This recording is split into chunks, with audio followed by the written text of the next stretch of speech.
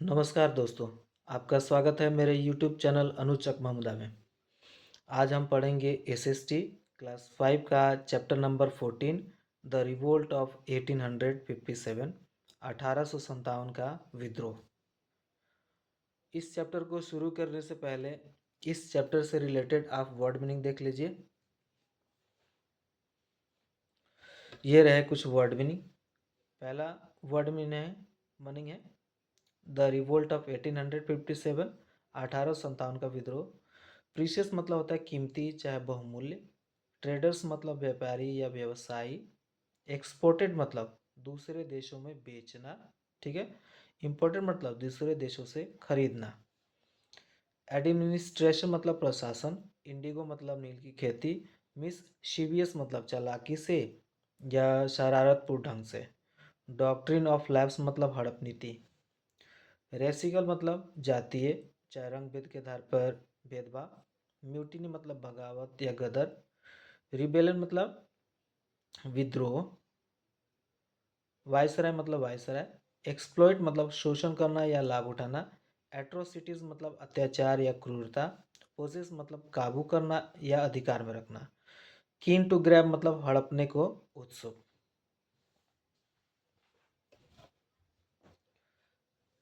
पहला है warm up. Given below are the images of some freedom fighters of India. Identify and match them to their names. For each correct answer, give yourself a score 1. यहाँ पे कुछ freedom fighters के photo दिए गए हैं और ये उनका नाम का लिस्ट है। आपको इस नाम के से फोटो को मैच करना है और यहाँ पे एक स्कोर देना है। देखते हैं आप कितना स्कोर करते हैं।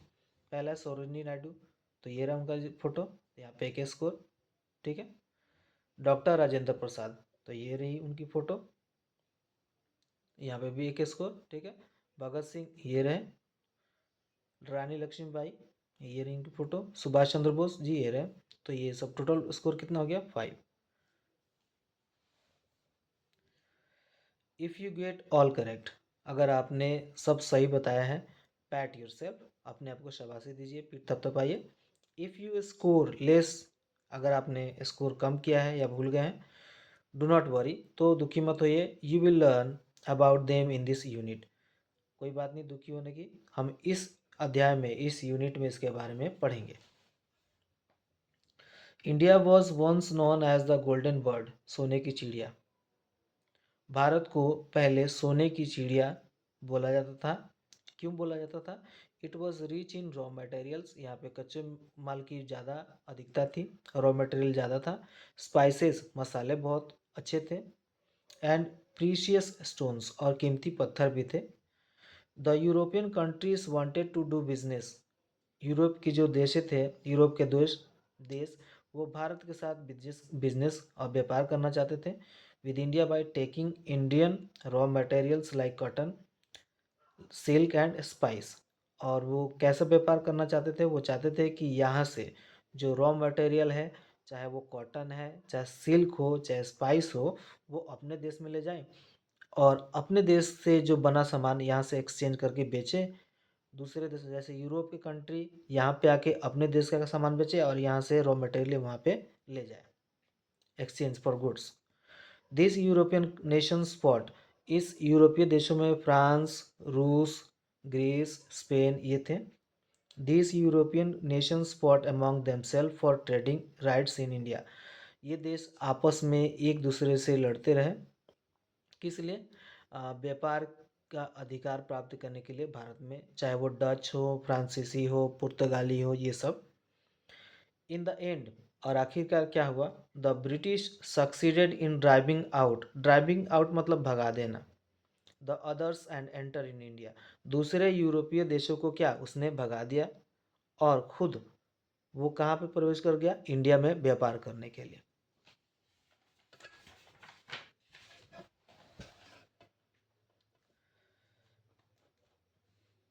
चलिए discuss. Can we call India a golden bird even today, क्या आज हम इंडिया को सोने की चिड़िया बोल सकते हैं? Discuss with your partners and explain your view point in the class, इसका हम आंसर बाद में देखेंगे, आप सोचिए इसका क्या हो सकता है।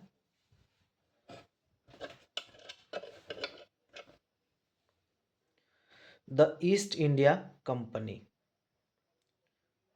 The British set up East India Company in India in 1600 AD. AD मतलब एनो डोमिनी ईस्वी। ब्रिटिश ईस्ट इंडिया कंपनी की स्थापना 1600 ईस्वी में हुआ था by convincing the Mughal empire of India. Convincing मतलब मना लेना, उसको कन्विंस करना। किसको कन्विंस किया था? मुगल एम्पायर, जो मुगल सम्राट थे भारत के उस टाइम पे, कौन थे? जहांगीर। जहांगीर को मना के। British traders were keen to exploit. वो उत्सुक होते थे किसके लिए? जो हड़पने के लिए। क्या हड़पने के लिए? रिसोर्सेस ऑफ इंडिया, भारत के जो स्रोत हैं उसको हड़पने के लिए ये ट्रेडर्स, व्यापारी एकदम उत्सुक रहते थे, इंग्लैंड के चाहे ब्रिटिश के। They exported raw materials for their factories. यहाँ से, भारत से क्या भेजा जाता था इंग्लैंड में?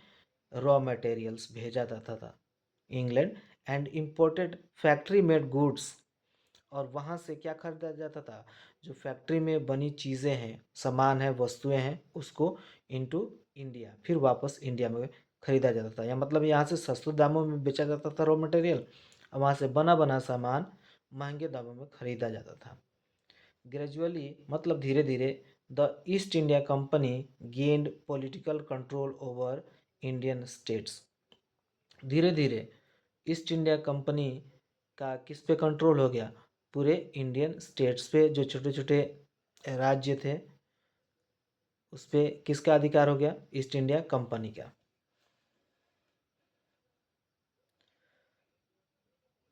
अब देखिए, the battle of Plassey. Plassey का युद्ध। The British under the cover of East India company. British जिसके अंडर में कौन था? East India company.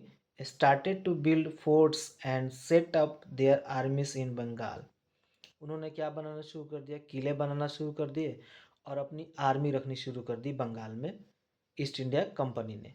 The Nawab of Bengal मतलब जो बंगाल का उस टाइम पे राजा था, उसको नवाब बोलते थे। सिराजुद्दौला। सिराजुद्दौला क्या हो गया? गॉट अपसेट, बहुत दुखी हुआ। एंड वॉन मतलब उसने चेतावनी दे दी, किसको? The British against it. British के खिलाफ उसने चेतावनी दे दी कि जो आप कर रहे हैं, फोर्ट बना रहे हैं, वो ठीक नहीं है। दिस रिजल्टेड, इसका परिणाम ये हुआ, इन the outbreak of battle of Plassey. इसका परिणाम ये हुआ कि प्लासी का युद्ध हुआ, किसके बीच में? Between the nawab and the British in 1757। Sirajuddaulah जो नवाब है उसके बीच और अंग्रेजों के बीच ये लड़ाई हुई। The British won the battle. इसमें जो ब्रिटिश है वो क्या, ये जो लड़ाई है वो जीत गए। बाय देयर मिसchievous वेज, मतलब अपने चालाकीपूर्ण धूर्तपूर्ण ढंग से। इसमें after winning the battle, the British took control over the administration of Bengal. इस बैटल को जीतने के बाद जो प्रशासन पे किसका अधिकार हो गया? ईस्ट इंडिया कंपनी का, ब्रिटिश का, and other parts of India. और दूसरे भागों पे भी, दूसरे राज्यों पे भी किसका अधिकार हो गया? ईस्ट इंडिया कंपनी का। आपको बता दें, ब्रिस्ट नवाब को हराने का सबसे ज़्यादा श्रेय किसको जाता है? मीर जाफर को। मीर जाफर नवाब का सेनापति था, वो अंग्रेजों से मिलके नवाब को हरवा देता है। अब देखिए, atrocities of the British rule. Atrocities of the British rule मतलब जो ब्रिटिश नियम है, उसका जो शासन है वो कितना क्रूर था, अत्याचारपूर्ण था, वो देखते हैं। As the British East India Company extended its power over the territories of India. जैसे ईस्ट इंडिया कंपनी ने अपना अधिकार भारत के अन्य क्षेत्रों पे अधिकार जमा लिया, it started committing atrocities on Indian farmers. तो वो क्या करने लगा? अत्याचार करने लगा। किस पे? इंडियन फार्मर्स पे, मतलब भारतीय किसानों पे, व्यापारियों पे, एंड कलाकारों पे, आर्टिशियंस पे। The Indian farmers were forced to grow indigo. भारतीय किसानों को क्या जबरदस्ती फोर्स्ड किया गया, क्या उगाइए? Grow Indigo. इंडिगो उगाने के लिए। Indigo is a plant, a non food crop. जिसमें कोई फल नहीं लगता था, खाली कलर के लिए, रंग के लिए इसका इस्तेमाल जाता था। और इसको बोने पे जो ज़मीन थी ज़्यादा बंजर हो जाती थी जल्दी। Even when there was a, जबकि scarcity of food grains in India, जबकि यहाँ पे भारत में खाने, जो अनाज खाने वाले थे उसकी ज़्यादा क्या थी, कमी थी, फिर भी इंडिगो उगवाया जाता था। The British bought this Indigo at a very low price. इस इंडिगो को, यहाँ पे इंडिगो का फोटो देख सकते हैं। इंडिगो का जो पौधा है, चाहे उसका जो फूल है, चाहे जो भी उसका कलर है, उसको बहुत लो प्राइस में जो इंग्लैंड है वो खरीदता था। And sent it to England, और इंग्लैंड भेज देता था फॉर डाइंग। डाइंग मतलब रंगने के लिए, कपड़ा रंगने के लिए। देयर मिल क्लॉथ, अपने क्लॉथ जो मिल कारखाने हैं उसमें कपड़ा रंगने का इस्तेमाल किया जाता था। किसका? इंडिगो का।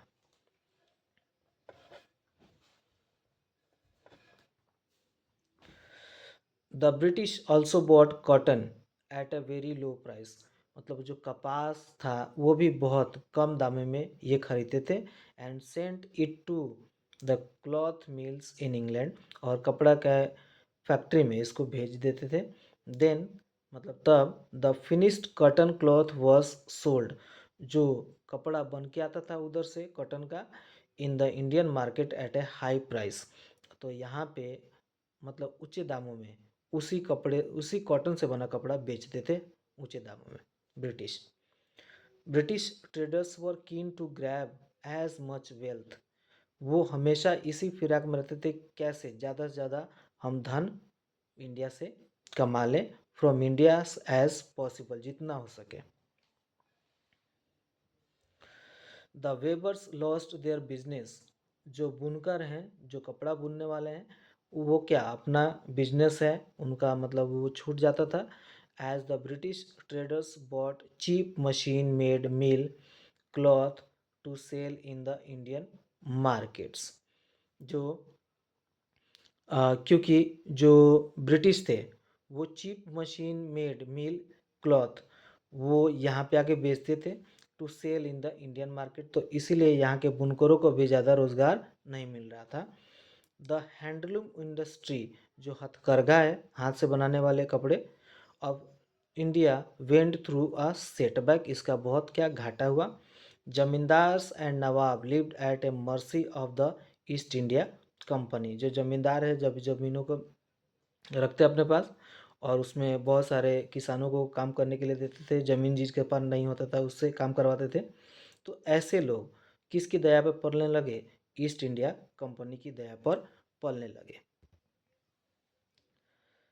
अब देखिए, the British pass the doctrine of lapse, अंग्रेजों ने एक नीति अपनाई, एक लॉ पास किया जिसका नाम था डॉक्ट्रिन ऑफ लैप्स, जिसको पास करने वाले थे, बनाने वाले थे लॉर्ड डलहौजी, 1848 में बनाए इसको।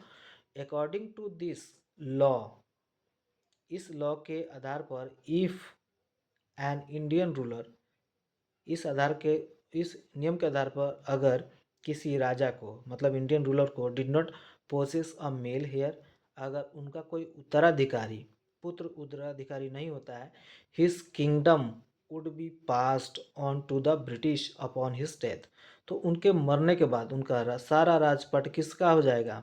अंग्रेजों का। अगर वो उसमें मेल हेयर मतलब जो पुत्र उत्तराधिकारी नहीं होता है तब। The Indian soldier known as sepoy, भारतीय सेनाओं को क्या बोलते थे? सोल्जर्स को, सैनिकों को सिपॉय बोलते थे, चाहे सिपाही। In the British East India companies army, British East India company army जो थी, ऑल्सो फेस्ड मिस ट्रीटमेंट, वो क्या करती थी? मिस ट्रीटमेंट मतलब अच्छा व्यवहार नहीं करती थी हमारे सिपाहियों के साथ, उनके साथ रेसिकल डिस्क्रिमिनेशन एंड लो पे, मतलब कम पैसा भी दिया जाता था, उनके साथ भेदभाव भी ज़्यादा किया जाता था। द रिवोल्ट ऑफ 1857, 1857 का विद्रोह, चाहे 1857 की क्रांति। The people from all segment were unhappy because of the British East India company, मतलब भारत के जितने भी वर्ग के लोग थे क्या थे, बहुत दुखी थे ईस्ट इंडिया कंपनी से। The revolt of 1857 mark the formal beginning of the struggle for independence from British rule. 1857 की क्रांति ये शुरुआत मतलब पहला स्ट्रगल फॉर इंडिपेंडेंस माना जाता है। किसके विरुद्ध? ब्रिटिश रूल के विरुद्ध। पहली स्वतंत्रता की लड़ाई इसको बोलते हैं। The revolt is known by several names including India's first war of independence.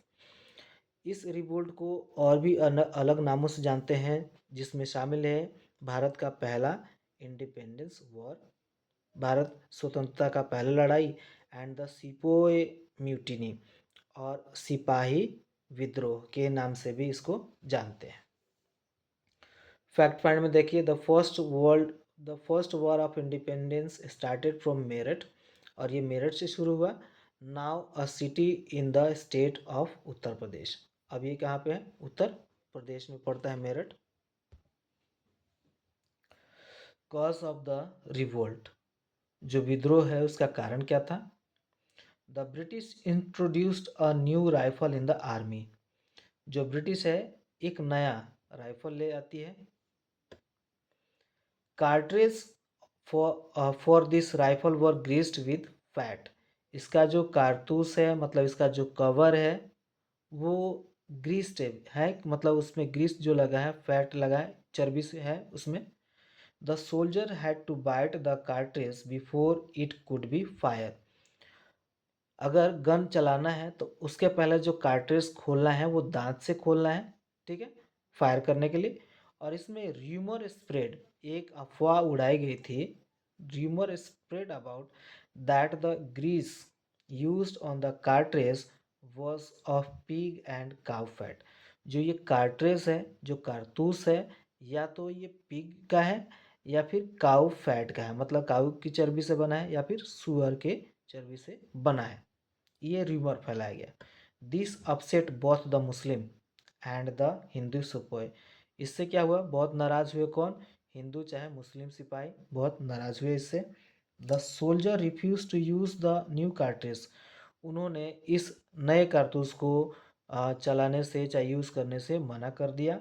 On 10 मार्च 1857, 10 मार्च 1857 को द सिपोय ऑफ मेरठ, मतलब मेरठ के सिपाही, ब्रोक इनटू ओपन रिबेलियन, मतलब प्रशासन के विरुद्ध उन्होंने क्या कर दिया? विद्रोह शुरू कर दिया।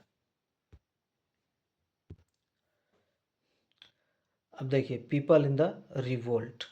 मंगल Pandey, an Indian soldier from Barrackpore, played a major role in the outbreak of the Indian rebellion. Mangal Pandey ने एक अहम भूमिका निभाई विद्रोह की, जो कहाँ से थे? बैरकपुर, पश्चिम बंगाल से। On 29 March 1857 he refuse to use the new cartridge. 29 March 1857 को उन्होंने ये मना कर दिया ये कार्ट्रिज यूज करने का के लिए, कारतूस यूज करने के लिए। And incited other sepoys to join him, और ये भी बताया कि जो अदर सिपोए हैं, भारतीय सिपाही हैं, उनको भी उकसाया कि मेरे साथ जुड़िए, ये गलत बात है, ठीक है। ही अटैक्ड टू ब्रिटिश ऑफिसर्स। उन्होंने दो ब्रिटिश ऑफिसर्स पे आक्रमण कर दिया, marking the beginning of a large movement against the British authorities. और ब्रिटिश अथॉरिटीज़, प्रशासन के विरुद्ध उन्होंने क्या? उसके खिलाफ एक मूवमेंट और विद्रोह शुरू कर दिया। Soon the revolt spread to other parts of the northern and central India. तब शीघ्र ही ये जो विद्रोह है northern parts and central India में तक पहुंच गया, मतलब उत्तर भारत और मध्य भारत में पहुंच गया। द लास्ट मुगल एम्पायर बहादुर शाह जफर, आखिरी जो मुगल एम्पायर, मुगल सम्राट बहादुर शाह जफर थे, वॉज डिक्लेयर्ड लीडर, उनको मुख्य नेता माना गया, ठीक है। Different leaders led the revolt from different places. अलग अलग जो रिवोल्यूशनरी है, क्रांतिकारी हैं, नेता हैं, वो अलग अलग जगहों से 1857 क्रांति में भाग लिए। इन झांसी, झांसी से रानी लक्ष्मीबाई फॉट ब्रेवली, बहुत बहादुरी से लड़ी against the company forces. Nawab Sahib and Tatya Tope, Nawab Sahab और तात्या टोपे कहाँ से लड़े? कानपुर से। And Liaquat Ali and Begum Hazrat Mahal from Awadh, Awadh से कौन लड़ा? लियाकत अली और बेगम हजरत महल। Also join the revolt against injustice. आप यहाँ पे देख सकते हैं, यहाँ पे तस्वीर में दिया है, ये आप देख सकते हैं। मेरठ से कौन था? इंडियन सोल्जर, भारतीय सिपाही थे। दिल्ली से बहादुर शाह जफर, अवध से बेगम हजरत महल, ठीक है। अच्छा, लियाकत अली, इसको लखनऊ बोलते हैं। कानपुर से नाना साहेब तात्या टोपे, झांसी से रानी लक्ष्मीबाई और बैरकपुर से मंगल पांडे। तो आप लोग ही इसको याद रखिएगा।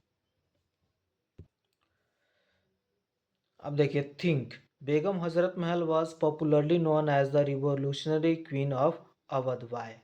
इसका आंसर हम बाद में देंगे। देखिए, result of the revolt of 1857, जो 1857 की क्रांति है उसका क्या परिणाम हुआ? The Indian lacked proper planning and good leadership against the British soldier.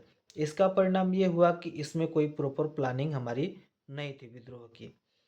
The British used violent tactics like mass killing and brutal punishment against rebel leaders। British ने वहीं पे बहुत कड़ाई से काम किया, बहुत अच्छे उक्ति निकाली, ठीक है, और बहुत इसमें लोगों का क्या पनिशमेंट और फांसी पे चढ़ाया गया। Leaders to break the uprising, इसको बढ़ने से रोकने के लिए ऐसा किया गया। The revolt could not last long, जो रिवोल्ट है ज़्यादा दिन तक नहीं चल सका, ज़्यादा सफल नहीं हुआ। Some of the result of the revolts were, और उसमें से कुछ परिणाम थे और रिवोल्ट के ये रहे। The rule of East India company ended. अब क्या हुआ, जो पहले east India company indirectly Britain की बात मानती थी और हमारे यहाँ पे शासन करती थी, उसका खात्मा हुआ। And the British government took over complete control of India. सीधा जो अधिकार है अंग्रेजों का, इंग्लैंड का, सीधा हमारे ऊपर हो गया। ब्रिटिश ईस्ट इंडिया कंपनी इधर से हट गई। इसके बाद एक गवर्नर जनरल वॉज अपॉइंटेड, एक गवर्नर जनरल अपॉइंट किया गया टू रूल इंडिया, भारत पे रूल करने के लिए, शासन करने के लिए। ही वॉज कॉल्ड द वायसराय, उसको किस नाम से जाना गया? वायसराय। और ये कौन थे पहले viceroy? Lord Canning, the first viceroy of India, जो कब बने? 1858 में। अब क्या हुआ?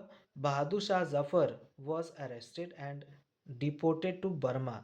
बहादुर शाह जफर जो 1857 की क्रांति के लीडर थे, उनको क्या पकड़ लिया गया और कहाँ भेजा गया? बर्मा। अब वो कहाँ पड़ता है? म्यांमार में, जिसको काला पानी की सजा बोलते हैं उसको। Thousands of people were hanged, हजारों लोग क्या कर दिए? फांसी पे लटका दिए गए। विलेजेस वर बर्न डाउन, और गांव को जला दिया गया। The revolt of 1857 increased awareness among the Indian people to challenge the British rule। इस 1857 की क्रांति के बाद लोगों में बहुत जागरूकता आई, किसके प्रति? ब्रिटिश को भगाने के प्रति।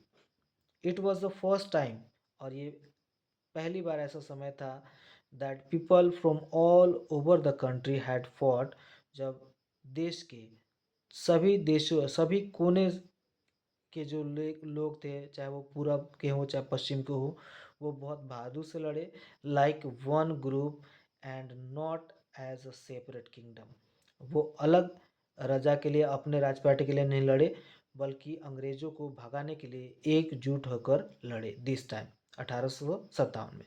The freedom struggle lasted for 90 years, और ये जो फ्रीडम स्ट्रगल लगभग कितने साल तक चला? लगभग 90 साल तक। चलिए अब एक्सरसाइज करते हैं, filling the blanks. The British succeeded in driving out the European nation from India. The British exported raw materials for their factories in England and imported factory made goods in India. अब देखिए, indigo was grown for dyeing mill cloth in England. यहाँ पे देखिए, cartridges of the new rifle were greased with pig and cow fat. A governor general was appointed as the viceroy of India. अब देखिए match the following. Tatya Tope कहाँ से थे? कानपुर से। बहादुर शाह जफर दिल्ली से उन्होंने नेतृत्व किया था। रानी लक्ष्मीबाई कहाँ से नेतृत्व किया था उन्होंने? झांसी से। बेगम हजरत महल अवध से, चाहे आप इसको लखनऊ भी बोल सकते हैं। सिराजुद्दौला कहाँ से? बंगाल से। चलिए अब क्वेश्चन आंसर देख लेते हैं। What was the cause of the battle of Plassey? क्या कारण था? What was the main cause of the revolt of 1857? 1857 का मेन कारण क्या था? How did the British trouble the farmers, Weber's and traders in India? कैसे उन्होंने उसको नुकसान पहुंचाया, वेबर्स को, फार्मर्स को और ट्रेडर्स को अंग्रेजों ने? What was the result of revolt of 1857? इसका क्या परिणाम हुआ 1857 की क्रांति का? And why did the revolt of 1857 fail? और ये फेल क्यों हुआ?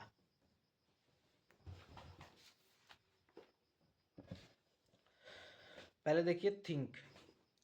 बेगम Hazrat Mahal was popularly known as the revolutionary queen of Awadh. Y?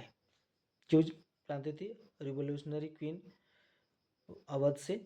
Begum Hazrat Mahal was popularly known as the revolutionary queen of Awadh because of her role in the Indian rebellion of 1857 against the British rule और East India Company, इसलिए वो जानी जाती थी। दूसरा question, why do you think the trade with India was profitable for the British East India Company? जो व्यापार था भारत से वो ज़्यादा फायदेमंद था अंग्रेजों के लिए, क्यों? The British East India Company made a lot of money trading with India because of the high demand for Indian goods in Europe, क्योंकि इंडियन गुड्स का ज़्यादा यूरोप में डिमांड था, मांग था। And the company's ability to buy this goods cheaply, और ये जो गुड्स हैं, जो रॉ मटेरियल्स है इंडिया में, वो सस्ते दामों से खरीदते थे। And sold them at A high price, और दूसरे देशों में बड़े बढ़े दामों में बेचते थे।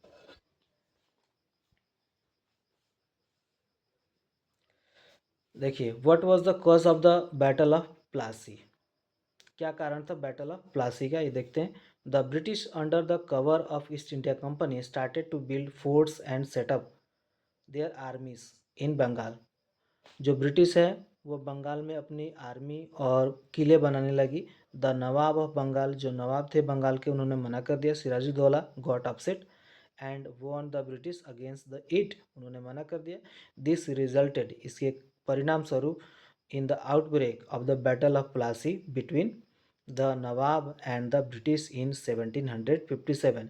इसके परिणाम स्वरूप 1757 में प्लासी का युद्ध हुआ। ठीक है, the British won the battle by their mischievous ways, और इसमें चालाकीपूर्ण से ब्रिटिश जीत जाती है, नवाब को हरा देती है, क्योंकि नवाब का एक सेनापति मीर जाफर अंग्रेजों से मिल गया होता है।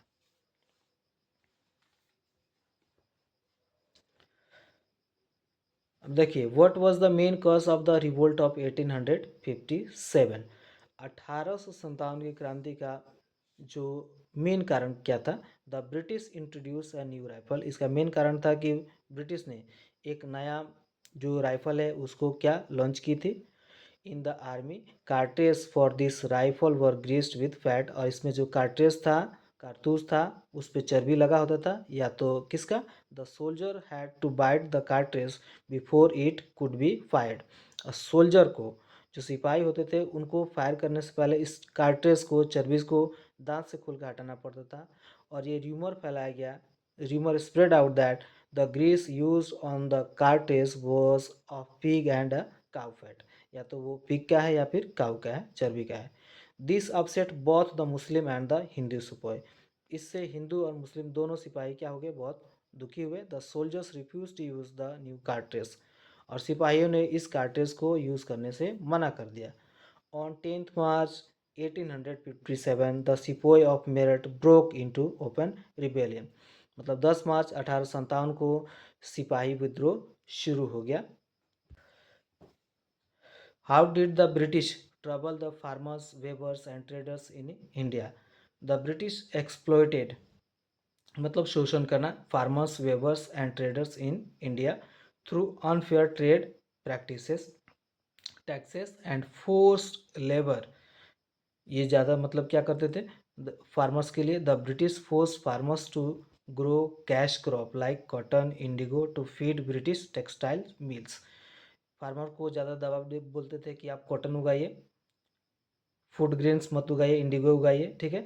और वेबर्स को क्या बोलते थे, weavers were paid low wages, इसको कम पैसा दिया जाता था। And force to sell goods at a low price, और जो वस्तुओं को सस्ते दामों में बेचने के लिए उस पर दबाव डाला जाता था।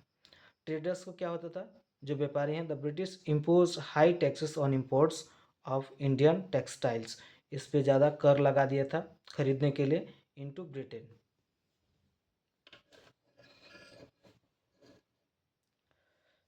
What was the result of revolt of 1857? क्या परिणाम हुआ? Some of the result of revolt were the rule of East India company ended and the British government took over complete control of India. East India company का अंत हो गया और सीधा जो शासन था अंग्रेजों का हमारे ऊपर हो गया। एक governor general was appointed to rule India, एक गवर्नर जनरल अपॉइंट हुआ, ही वॉज कॉल्ड वायसराय, ठीक है। Bahadur Shah Zafar was arrested and deported to Burma Myanmar, उसको भेज दिया गया बर्मा म्यांमार में। Thousand of people were hang, हजारों लोगों को फांसी दे दिया गया और गांव को जला दिया गया, villages were burned. Why did the revolt of 1857 failed to end the British rule? इसका कारण है the revolt of 1857 fail to end the British rule primarily due to a lack of unity, poor leadership, inadequate इनडेकेट